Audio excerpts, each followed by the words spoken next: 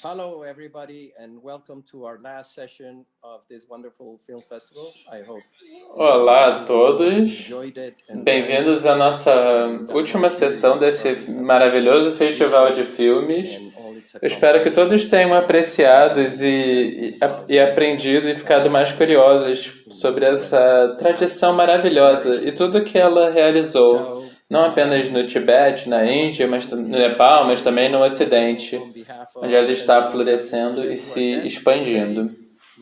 Então eu gostaria de dar boas-vindas calorosas em nome de Tenzin Wangyal Rinpoche a nossos convidados e convidadas. O Ross, que esteve com a gente nas sessões anteriores, o Kaosang e Seiji também. Esses filmes que nós acabamos de ver foram uma maneira muito boa de amarrar toda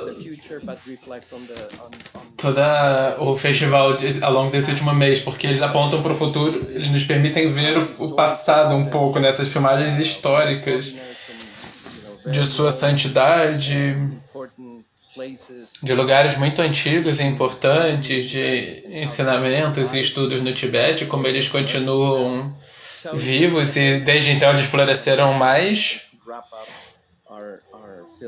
Essa é uma maneira muito boa de encerrar o nosso festival de filmes. Então, sem mais delongas, eu gostaria de passar para a conversa e, como sempre, eu gostaria de começar com Ross, que é a diretora. Ela é uma pessoa que faz filmes, que já ganhou muitos prêmios, e eu gostaria que ela explicasse pra gente um pouco sobre a importância histórica do que nós vimos. No primeiro filme, nós vimos todas essas filmagens históricas que foram reunidas juntas. Então, no segundo,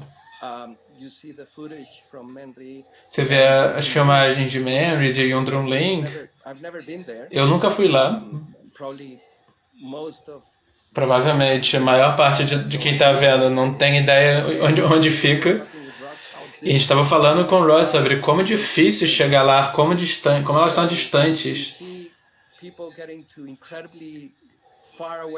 Então a gente vê as pessoas chegando a lugares incrivelmente distantes e fazendo filmagem desses lugares. Então eu gostaria de começar com a Ross perguntando se ela poderia nos ensinar um pouco, nos informar sobre as filmagens e sobre a importância histórica desses documentários breves que nós vimos. E aí depois eu tenho uma outra pergunta para ela sobre uma história interessante sobre os arquivos digitais. Ross. Então eu senti como se fosse uma viagem do tempo, porque eu assisti toda a série, esses documentários são maravilhosos, cheios de informações. Mas tem que lembrar, se você viajar de volta no tempo comigo, isso era 1996, naquela altura, o Bon estava começando a ser conhecido no Ocidente. As pessoas não tinham ouvido falar assim, que eles faziam magia negra, que eles tinham recebido algum apoio pela comunidade budista no exílio. Eu achava que era uma cultura muito precária. Eu falei com antropólogos que não tinha pessoas suficientes no exílio para continuar a cultura. Então, Sua Santidade, o Mary Tenzin e eu sentamos juntos. Eu era uma professora na época na Universidade de Colorado e nós concordamos que era importante registrar os ciclos rituais anuais e todos os lugares sagrados que a gente pudesse chegar no Tibete. Então, esse foi o acordo que eu fiz com ele. E é assim que as coisas se enraizaram. A viagem foi muito difícil. É difícil trabalhar com os chineses. Nós estávamos na parte leste do Tibete, em Ondo, e a gente não podia viajar com Sua Santidade, com seu próprio grupo. O que a gente não sabia até que nós chegamos lá. Eles tinham essa lei que refugiados tibetanos e, se eu entendi, pessoas de outros países não podiam viajar juntos. Então só tinha uma pessoa comigo, uma mulher que era câmera, e elas não sabiam, nós não sabíamos para onde nós iríamos, e nós estávamos Viajamos com os chineses, então foi uma experiência impressionante. Então foi mais difícil do que eu esperei. Quando nós chegamos lá, foi uma aventura.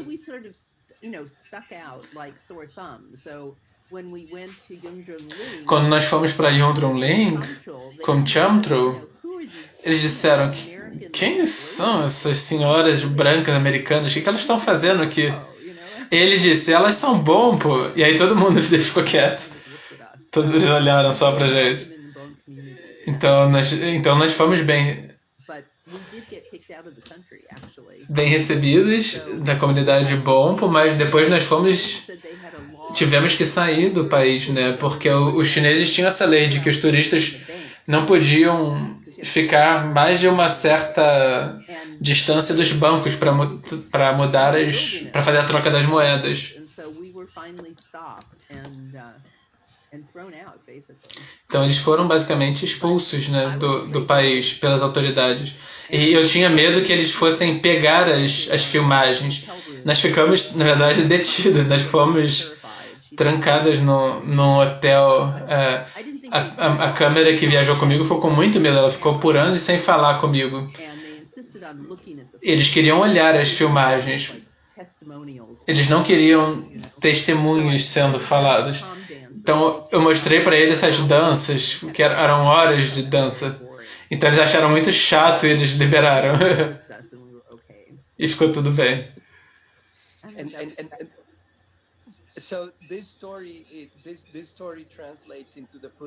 Essa história se traduz na filmagem que nós vimos na maior parte, na maior parte do que nós vimos nesses 3 documentários.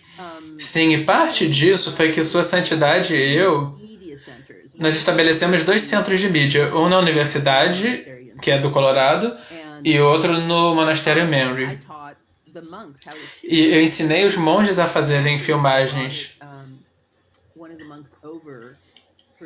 E depois eu trouxe um dos monges para cá e os ensinei a editar e a fazer filmes. Agora eles têm a biblioteca deles, eles têm um arquivo. Então agora eles sabem fazer os filmes. Ela diz que a cachorra dela está contando a história dela também. Então nós estabelecemos fizemos no ambiente acadêmico, né, essa instituição permanente. E partindo desse princípio de que as culturas tradicionais têm o direito de se criar a sua própria estética e de mostrar a si próprias sem que outros tenham que falar por eles. Então, seguindo essa linha de raciocínio, você poderia nos contar um pouco... Existem esses esforços dos arquivos digitais. Se você assistir os filmes com cuidado, vocês vão ver nos créditos.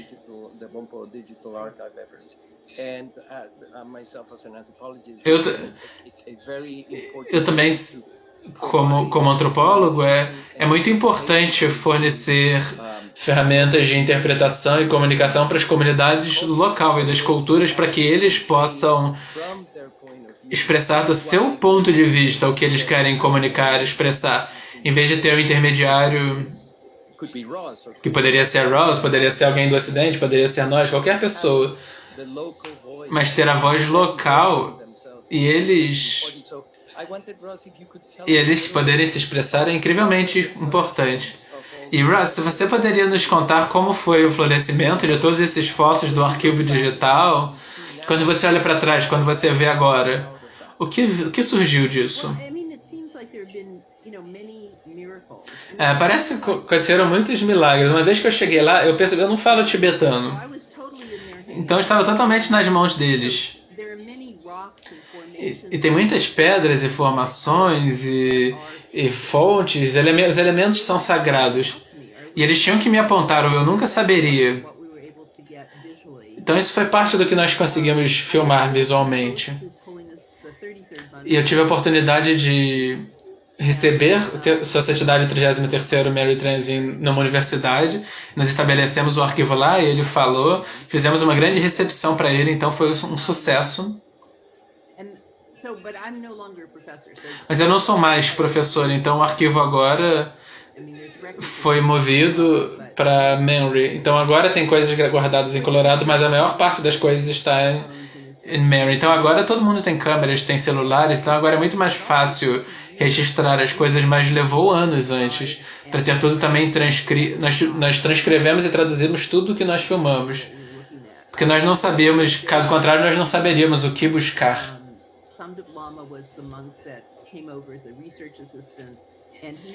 Teve um monge que veio como assistente de pesquisa e muitos alunos também assistiram as filmagens com ele, registraram tudo em inglês. Então foi uma experiência cultural muito boa para todos. E ninguém sabia que as coisas iriam se enraizar de uma maneira tão incrível como elas aconteceram. Em 1996 não tinha nenhum centro ao redor do mundo bompo. Nenhum centro bompo. Então tinha alguns poucos gestos ensinando. Tenzin Wangyal veio em 1999 e ele estava indo bem, mas ainda era tudo muito controverso naquela época. Então eu fico maravilhada por ver tudo que aconteceu durante a nossa vida. Muito grata porque eu sinto que os ensinamentos estão seguros agora. E estarão. E também todos os textos, cópias foram colocadas na livraria do Congresso para que elas estejam seguras. Então tem uma história longa de como preservar textos. E é uma história muito boa, caso contrário a gente não teria nenhum desses textos. Então foi maravilhoso ver.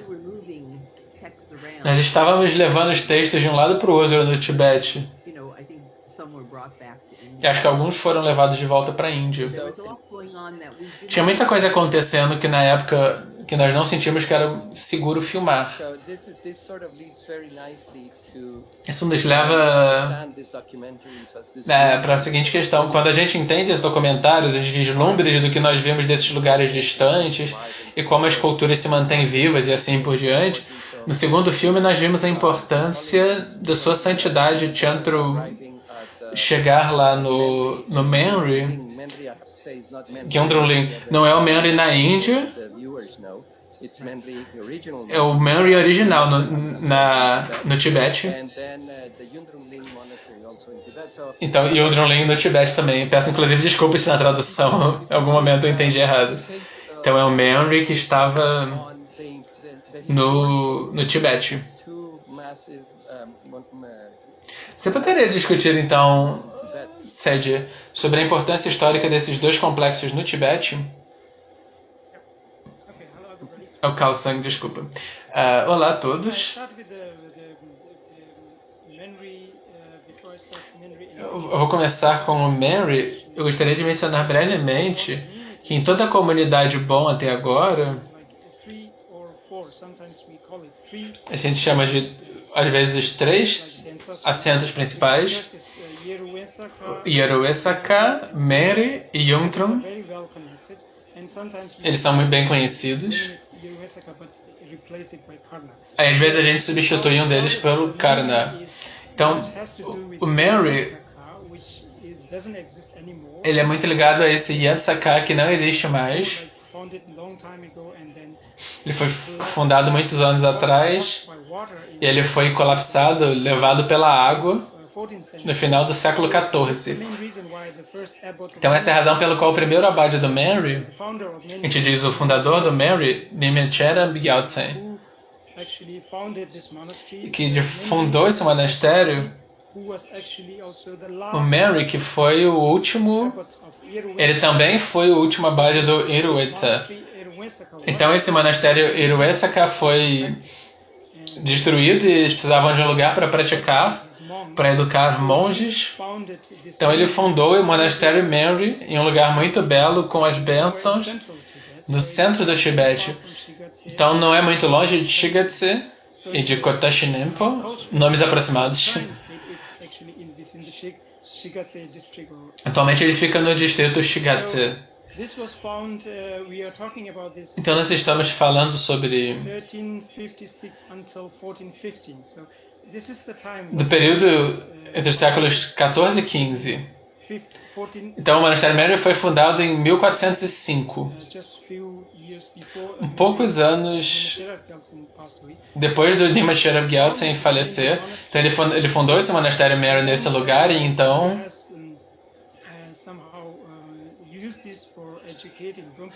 Então ele usou isso para educar os monges Bonpo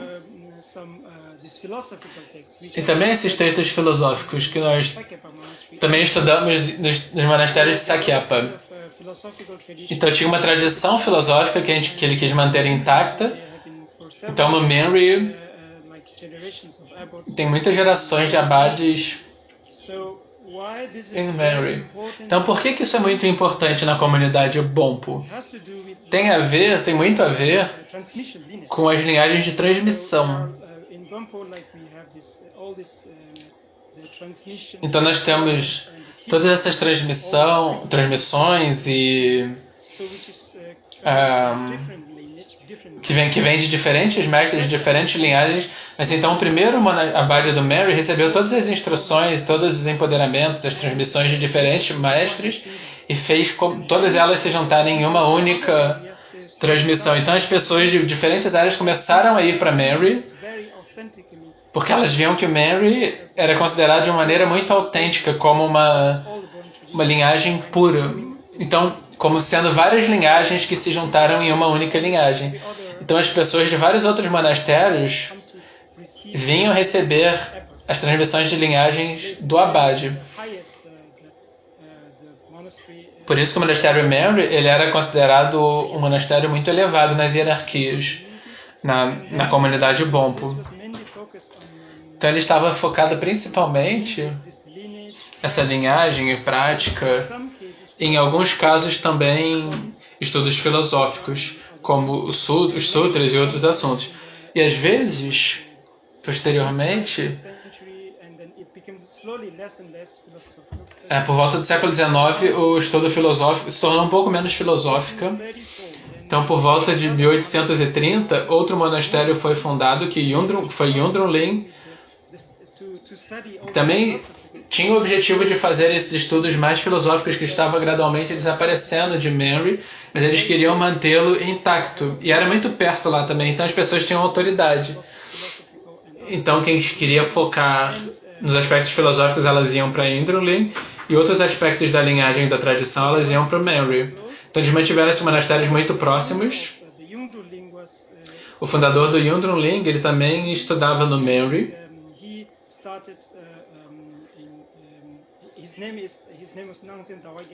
O nome dele era Nanten Tawa Gyaltsen, algo assim. Ele fundou o Yundrung Ling em 1834. Então foi um tempo bastante posterior. E ele pediu ao abade do Manri, que era o 23º, não sei se vocês conhecem, ele é muito conhecido na tradição Manri. Eu perdi o nome dele, desculpem. E o fundador e abade do Yundrung Ling pediu que ele fosse o principal professor no Yundrung Ling, esse 23º abade do Manri. Então ele era abade do Manri e o principal professor do Yundrung Ling. Então eles eram monastérios muito próximos. Posteriormente, quando o abade faleceu, então eles quiseram nomear um novo abade Manri.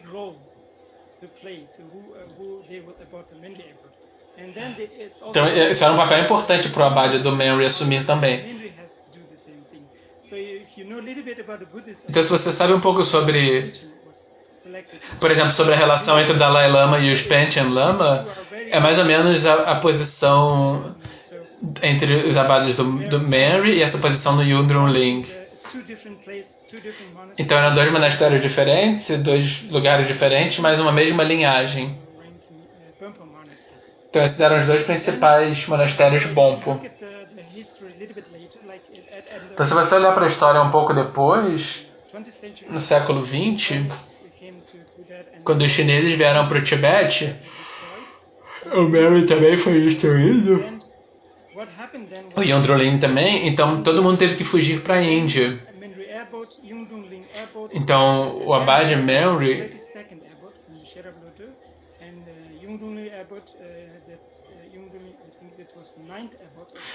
parece que era o 9º ou 10º abade do Yundrung Ling, Yonzin Tenzin Nanda Rinpoche, Sakya Tenzin e... Desculpe, eu não entendi o que ele falou. Então todas essas pessoas importantes vieram para a Índia. E quando eles chegaram para a Índia, eles queriam encontrar um novo lugar para estudar, praticar, para que os Bonpos pudessem se reunir. E eles decidiram estabelecer um monastério Manri em vez de ser em Yundrum. Então já tinha o Yundrum Khenchen, mas não tem mais um monastério porque eles quiseram focar em um lugar que fosse o mais importante, em que todo mundo pudesse se reunir. Então eles decidiram fazer o monastério Manri na Índia.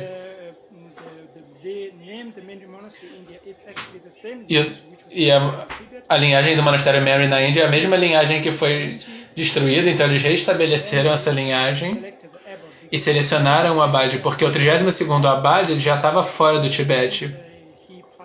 E aí ele faleceu muito jovem, eles elegeram um novo abade, foi o 33º, e é assim que a linhagem seguiu.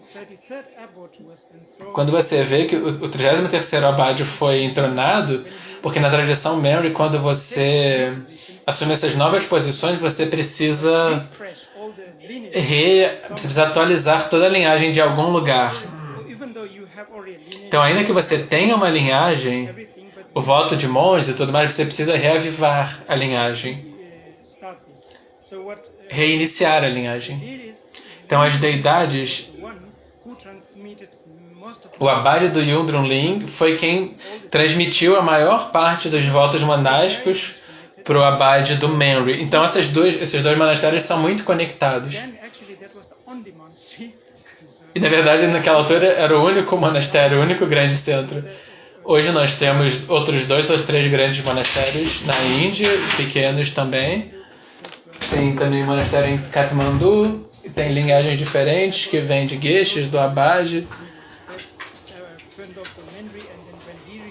Então... Desculpem, eu perdi um pedaço aqui. Todos os Geshes que estão... Todos os geshes que vão ensinar nos outros monastérios, eles vêm ou do Manri ou do Yundrum Ling. Então eles têm uma posição muito elevada na comunidade Bonpo. Os abades Manri, por exemplo, o 14º Dalai Lama também reconheceu que o abade do Manri também era um líder de toda a comunidade Bonpo. Então nós o consideramos também um líder espiritual do Bon. Obrigado, Khalsa. Isso nos dá uma compreensão muito bela da importância histórica e também da conexão com tudo que nós soubemos sobre os monastérios que nós conhecemos na Índia e assim por diante. Saber que existe essa continuidade. É muito importante a gente entender isso. Sede, antes da gente entrar ao vivo, Sede estava mencionando que havia essa frase que Sua Santidade, o 33º Mary Tredsin disse, em algum momento do documentário. Ele diz que os Bonpos vivem em lugares muito duros, muito difíceis. Vocês poderiam nos dizer por que essa frase chamou tanto a sua atenção? Ok, então. Muito obrigado pelo convite gentil de vocês.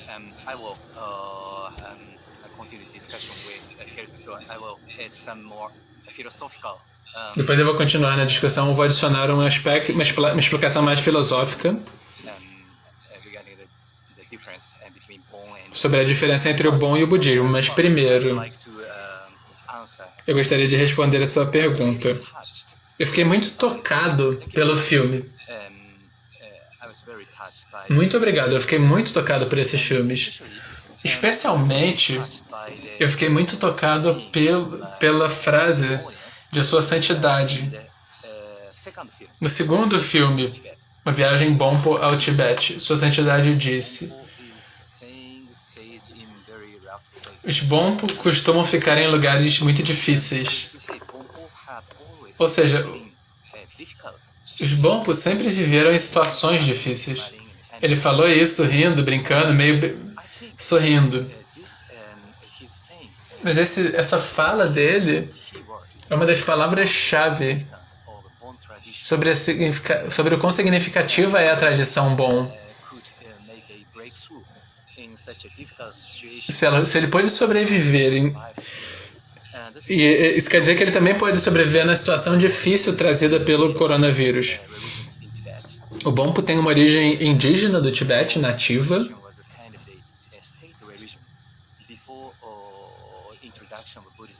E ela era também a religião estatal antes do Tibete do budismo ser introduzido no Tibete. Hoje o budismo é muito popular no Tibete, nas culturas himalaicas. Mas eu sou do Japão, por exemplo. O Japão é um país budista, um dos países budistas, mas o Shinto era a tradição indígena no Japão, assim como o Bompo, o Bon era no Tibete. Então o Bompo perdeu seu status, sua posição como a religião do Estado.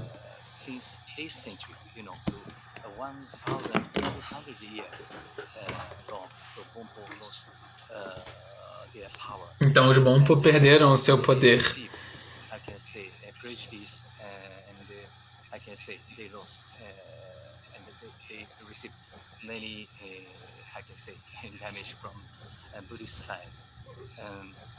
Então eles perderam muito poder e muito status pro budismo. Mas o budismo nunca lutou contra o budismo. Esse é um ponto muito interessante. Os Bompo perderam o poder, mas sobreviveu como se fosse o fraco. Eles nunca lutaram.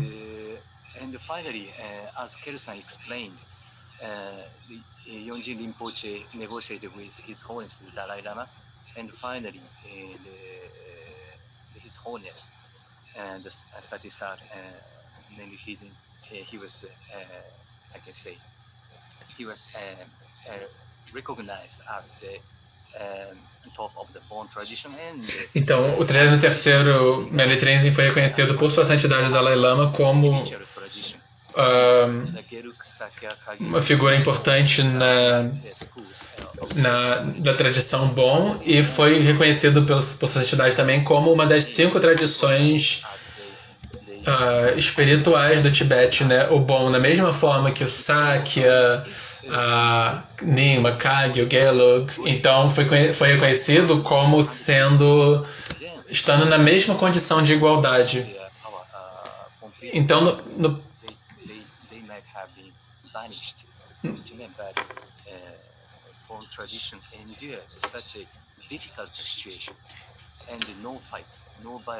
então é incrível que a tradição Bon tenha lidado com essa situação difícil sem lutar. E eles aceitaram muita filosofia do budismo.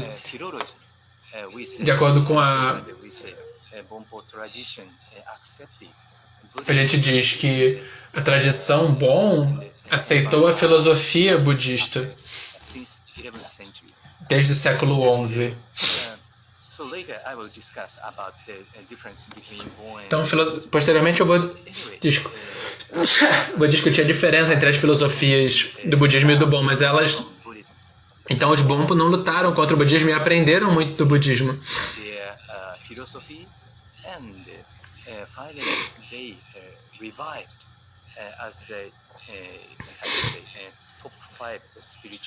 E então eles ficaram nessa posição mais difícil e depois eles foram reavivados como um das cinco principais tradições de origem tibetana na Índia. Então sua santidade disse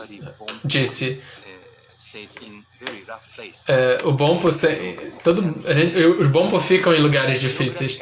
Ele estava falando geograficamente que os Bompo viviam em lugares difíceis. Mas eu interpreto isso que na história Bompo,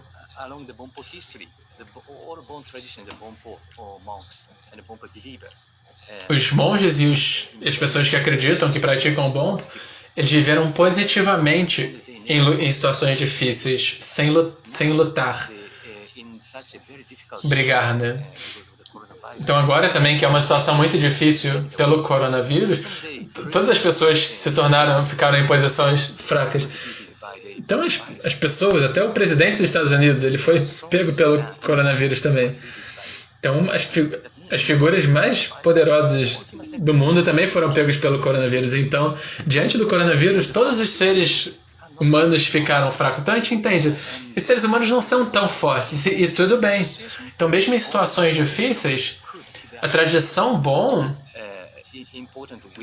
tem uma lição importante a nos dar sobre como sobreviver numa situação tão difícil, numa situação em que nós estamos fracos. Então, isso é uma interpretação que eu fiz. E desculpe, eu falei muito longamente. Não, isso é uma reflexão muito bela que você nos deu. Muito obrigado. Você poderia falar um pouco... Você está fazendo essa conexão entre... Talvez se você puder nos falar um pouco sobre as diferenças entre o budismo e o Bon. Sim, tem muita relação com a fala de Kelsang. Mary e Gompas fundaram Nyame Cherab Gyaltsen. Um dos mestres dele é Dongpon Cherab Turim, é um mestre Sakyapa. Eu provavelmente errei o nome, né? Mas esse mestre Sakyapa, ele estudou com professores, com mestres budistas, Lampon Cheka Koenig. E Lontong, ele não é muito famoso, mas ele é muito importante. Ele é um grande professor de 3 acadêmicos Sakya.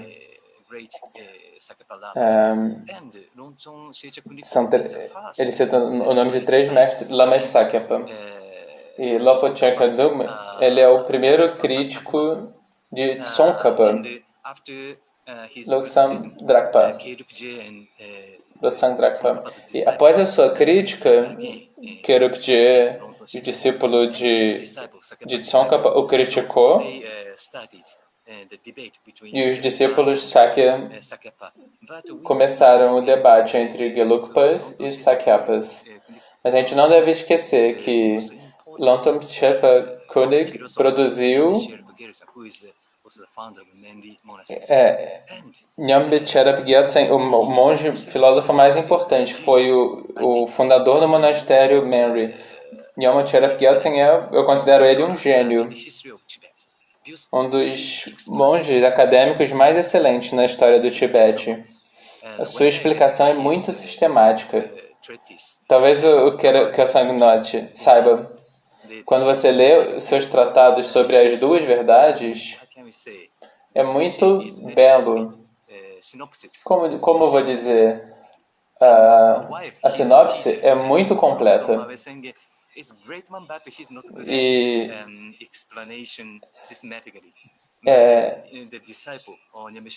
ele não é... O professor dele, ele não era muito bom em explicação sistemática, mas ele era muito sistemático. Então, acho que a filosofia Bonpo se tornou muito sistemática. De acordo com o professor Santan Karme, o professor Sinab Grove, algo assim, disse assim: se você quer entender profundamente a filosofia budista, você precisa estudar a filosofia Bonpo. E eu entendo porque, de acordo com Nyame Cherab Gyaltsen, eu sou budista, mas eu pude entender muito bem a filosofia budista das 2 verdades. Graças a ele, Nyame Cherab Gyaltsen. E qual é a diferença entre os budistas e os Bonpos na filosofia? O budismo tibetano se desenvolveu de uma maneira muito complexa e muito precisa. E eu aprecio muito. Mas, ao mesmo tempo, eles são limitados pelos tratados indianos budistas. Então, eles sempre devem seguir o Kangyur e o Tengyur budistas.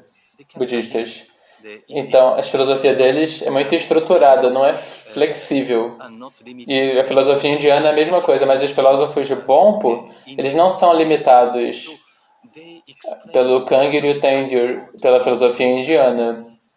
Então, eles explicam a filosofia do jeito que eles querem, muito flexível. É por isso que o Bonpo tibetano é muito dinâmico. Já a filosofia tibetana budista não é flexível, é mais estruturada. Então, elas têm características diferentes, eu penso. Isso é maravilhoso. Eu acho que, para todo mundo que está vendo, eu acho que se todo mundo está pensando como eu, você poderia seguir com todas essas... A gente poderia seguir com essas perguntas, mas Eu quero entrar em outro ponto com as 3 pessoas do painel hoje, It's a complete different one. So que é uma pergunta totalmente diferente, assim, então agora eu vou mudar de canal quase. you want to talk a little bit Sobre o que nós gostaríamos de falar um pouco é sobre o papel das of women mulheres. and so forth, because this Se eu entendi o acesso das mulheres aos ensinamentos, you see this as a very male-dominated world. você vê, como um estrangeiro, me parece que esse é um mundo muito dominado por homens. Tem muitas explicações culturais para isso, mas eu gostaria de This film festival encerrar esse festival de filmes enfatizando isso. Qual é o papel das mulheres, both historically and tanto historicamente e o quanto isso mudou in the recent years. nos anos recentes? Mostly, and here I'm talking mostly about local Tibetan. E aqui eu estou falando principalmente das mulheres locais, tibetanas e bonpos, não tanto as mulheres ocidentais, Same access as porque as mulheres ocidentais têm o mesmo acesso que os homens aos ensinamentos e assim por diante, the Bompo. mas enfatizando mais na comunidade bonpo. I wanted to ask this question E eu queria fazer essa pergunta panelists. as três pessoas do painel e talvez começar com Russell. Você tem alguma reflexão também sobre o trabalho que você fez com mulheres refugiadas? What could you reflect on this question? Quais reflexões você poderia compartilhar sobre essas questões, da perspectiva desse trabalho que você fez com refugiados? Então, eu fiz um filme de 1 hora chamado As Filhas de Tara, sobre refugiadas tibetanas. Então, nos primeiros 5 anos eu só tive contato com monges e eu fiquei me perguntando onde que estão as mulheres. Então essa geração foi... nessa geração do 33º Mary Trinzin e Sua Santidade Dalai Lama quiseram que as mulheres tivessem a mesma educação que os homens. Antes isso só tinha acontecido extraoficialmente, mas agora o objetivo era que as mulheres recebessem grau de gueixas também. Então isso é uma mudança revolucionária. E me disseram que as mulheres tibetanas eram as mais livres das mulheres asiáticas. E eu nunca soube o que isso significava. Eu soube que as mulheres tibetanas faziam comércio e viajavam independentemente. Em outras culturas isso não era verdade. Mas você pode lembrar que era um sistema feudal. E a maioria das pessoas não liam, não escreviam.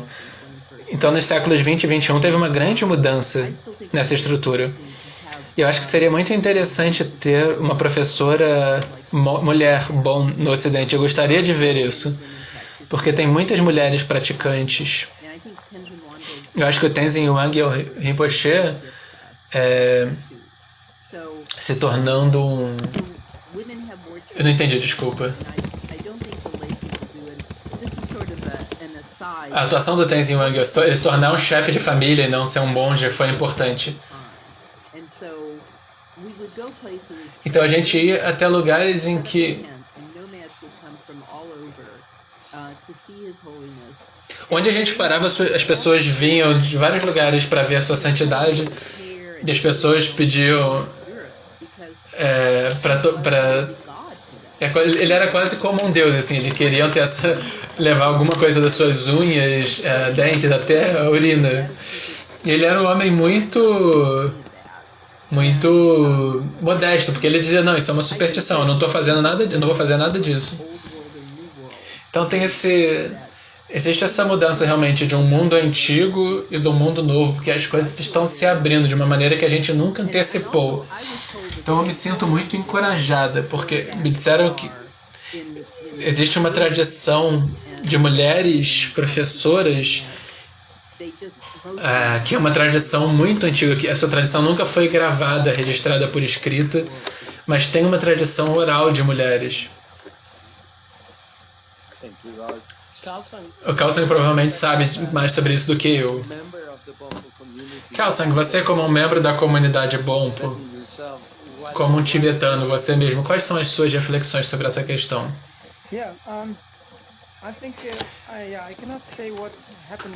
Eu não tenho certeza sobre o que aconteceu no passado. Uma coisa que eu gostaria de compartilhar com vocês é que eu sei da minha própria região, que é Lubra. Vocês viram, né? Que um filme sobre Lupra e Mustang. E tem toda essa comunidade em Lupra na minha região.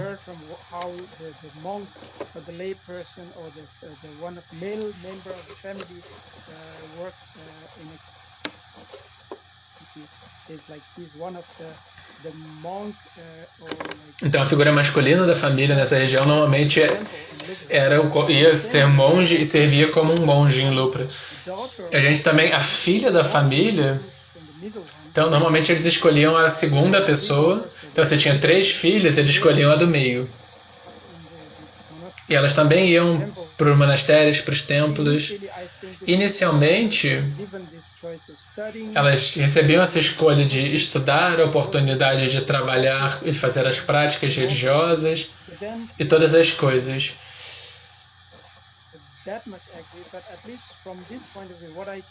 Então, o que eu vejo da região de onde eu vim é que havia oportunidades iguais, dadas tanto aos homens e às mulheres, pelo menos nessa região de Lupra. Eu não sei muito sobre o que está acontecendo no Tibete, mas parece que o que está acontecendo em Lupra é mais ou menos o reflexo do passado. O áudio dele está falhando um pouquinho para mim, pessoal, só para avisar. Então eles seguem seguindo as mesmas tradições do passado. Teve altos e baixos, mas isso está acontecendo. E outra história que eu gostaria de compartilhar é de respeito ao meu avô, que foi um lama do Tibete, se estabeleceu em Mustang depois, e eu soube que sempre que ele viajava, ele sempre pedia para uma das minhas tias ou algumas outras pessoas, quase sempre mulheres, para ajudarem ele, e elas estudavam com ele também, então aprenderam como fazer os rituais. Então, esse é o tipo de história que eu sei, que não existia uma discriminação em Lubran, nessa região. Mas o que você vê no Mary, do ponto de vista histórico, do Vinaya, da disciplina dos códigos monásticos, então a maioria de vocês deve ter ouvido que as mulheres não podiam entrar em algumas regiões do Mary, mas eu acho que não tinha a ver com discriminação, eu acho que tinha a ver com a separação dos dois grupos apenas para liberar os praticantes de distração mútua, praticantes masculinos e femininos. Não é que elas estavam sendo discriminadas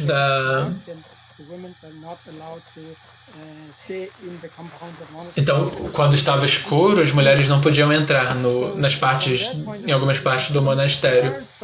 Então você pode ver que há alguns lugares em que as mulheres entram no monastério, mas eu acho que o objetivo era mais separar os grupos.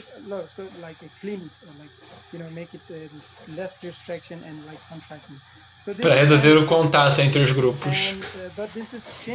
Mas isso está mudando muito, como a Ross falou. Em Mary nós temos agora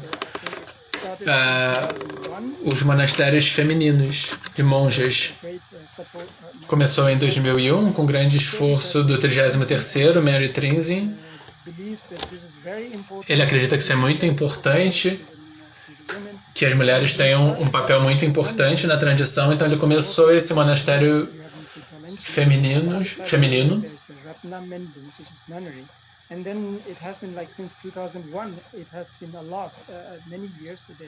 Então esse monastério existe desde 2001 e tem tido muitos ensinamentos, estudos lá. E elas estudam exatamente a mesma coisa que os monges estudam também, então os textos filosóficos e tudo mais. Recentemente, vocês ouviram a Ross falar, a Sua Santidade Dalai Lama também pediu para que todos os geshes, as mulheres recebessem um título para que elas também pudessem ensinar, que é Geshe-ma, o título. Então, se você sabe, então Ma indica o gênero, então elas recebem o título que é idêntico ao título de Geshe para para os homens do monastério. Isso significa que elas podem ensinar agora no Ocidente. Então, Tenzin Wangyal tem uma professora, trouxe uma professora tibetana que tem um PhD. Ela não é Geshe, mas ela tem um PhD. E ela ensina agora. Eu não peguei o nome dela. E as Geshe-ma que se formaram no Menri, elas também vão começar a ensinar no Ocidente. Então, no Tibete também você pode ver muitos monastérios de monges.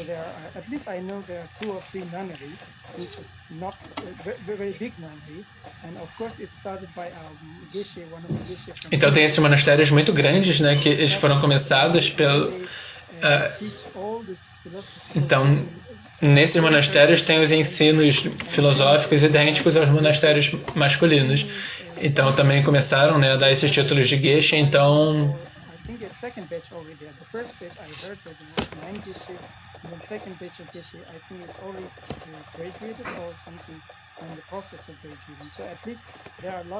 ou elas estão se graduando ou estão no processo de se graduar. Então, na comunidade Bonpo, existe todo esse movimento de educar de acesso à educação para as mulheres. E Seiji, na sua especialidade, se você puder falar um pouco sobre o papel das mulheres ou sobre as linhagens femininas no budismo e no Bon, seria maravilhoso. Muito obrigado. Ele citou uma pessoa que escreveu um comentário sobre as duas verdades, verdade absoluta e verdade relativa. Então, de acordo com a vacuidade, da perspectiva da vacuidade, não tem diferença entre homens e mulheres. Então, de acordo com convenções, nós separamos homens e mulheres. As pessoas dizem, sim, é verdade.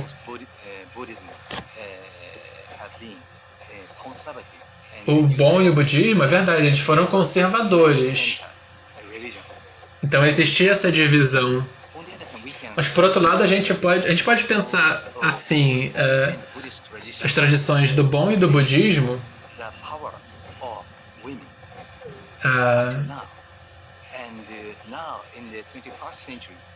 não entendi, desculpe.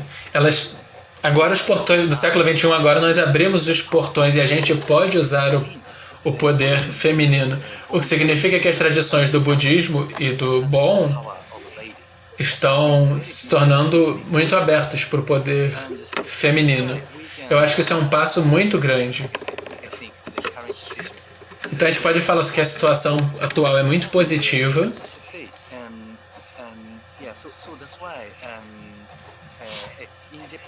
No Japão, antes ele retoma, antes de falar do Japão, tem uma diferença entre o budismo e o Bon. O budismo é muito mais consolidado, muito mais sólido, e a tradição Bon é muito mais flexível. Então a tradição Bon, ela teve mais facilidade em nomear monges Bon. Já o budismo, então, ele é mais conservador, ele é mais rígido. Por exemplo, no budismo, mesmo hoje, tem poucas abadesas nos monastérios japoneses. Por outro lado, a tradição Bon, ela não é tão fixada, a tradição, eles mudam muito. Então, eu acho que o Bon pode tomar a iniciativa de mudar esse fluxo. Então, a tradição Bon pode abrir os portões para a igualdade.